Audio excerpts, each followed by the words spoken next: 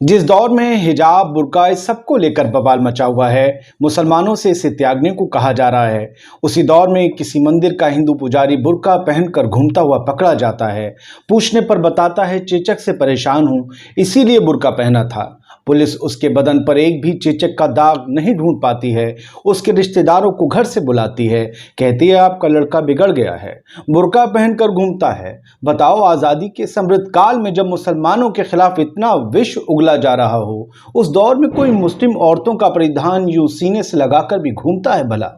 लेकिन खुदा का शुक्र है, पुजारी किसी अफगानी पठान के हत्थे नहीं चढ़ा, वरना वो चेचक का दाग जरूर ढूंढ लेता।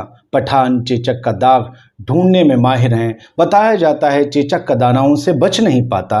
वो चेचक के बेहतरीन डॉक्टर बताए जाते हैं। 28 साल का पुजारी जिष्णु जमीला या शब्बो बनकर क्यों घूम रहा था, ये पूछने पर उसका नफासत भरा जवाब भी चौंकाने वाला था। सवाल तो ये भी है, कहीं पंडित जी ने बीच का रास्ता तो नहीं इख्तियार कर लिया?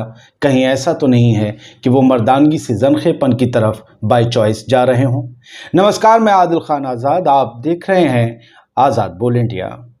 लोग पूछ रहे हैं कि आखिरकार पुजारी क्या करने वाले थे, ये बुर्का पहनकर क्यों घूम रहे थे, और वो अपनी जो परिधान है एक पुजारी का, धोती कुर्ता या जो रामनामी होती है वो त्रिपुंड लगाकर क्यों नहीं थे, वो बुर्का क्यों पहने हुए थे?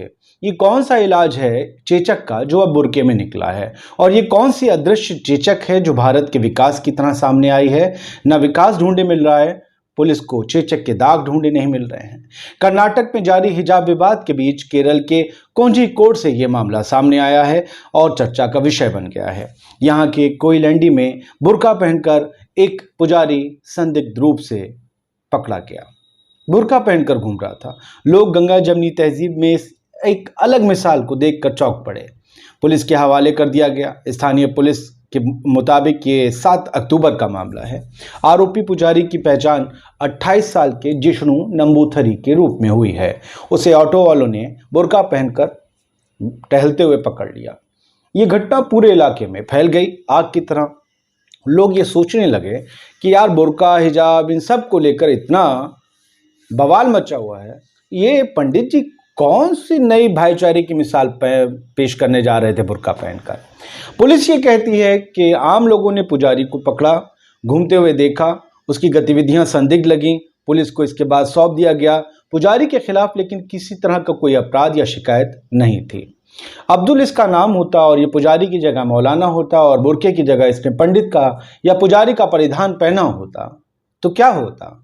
आज हमारी ज़ॉम्बी मीडिया को एक बड़ा मसाला मिल गया होता, और अब तक तो उस बेचारे का कहीं ना कहीं से सरहद पार कनेक्शन निकल ही आता। खैर, उसे घर जाने की इजाज़त दे दी गई, पूछताछ की गई, कहा जाओ तुम बुर्का ही तो पहने थे, और तुम अब्दुल थोड़ी ना हो। अब्दुल होता तो बात कुछ और होती, मौसम कुछ और होता। चेचक से पीड़ित है, वो ये कह रहा था, इसीलिए बुर्का पहना था। पुलिस कहती है कि हमने प्रारंभिक जांच की, लेकिन चेचक का कोई निशान नहीं मिला।